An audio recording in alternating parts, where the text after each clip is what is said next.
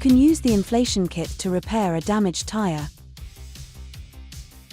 as long as any punctures are not on the sidewall and do not exceed 4 mm.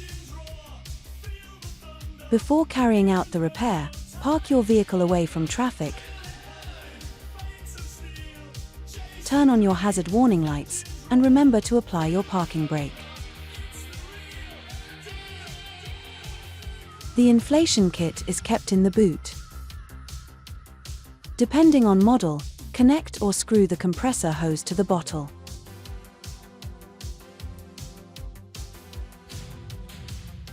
Next, connect the inflation bottle connector to the valve on the wheel.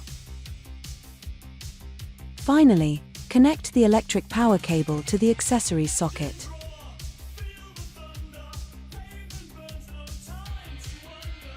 The tire pressure specifications are on the driver's side door frame.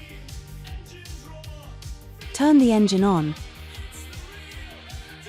then start the compressor to achieve the required pressure. If a minimum pressure of 1.8 bar has not been reached after 15 minutes, the repair is not possible. In this case, contact a brand representative.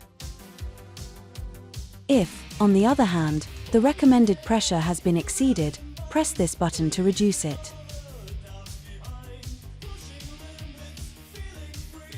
When the repair is done, drive for about 2 miles, 3 kilometers, at below 35 miles per hour, 60 kilometers per hour, in order to distribute the product uniformly in the tire, then stop and check the pressure.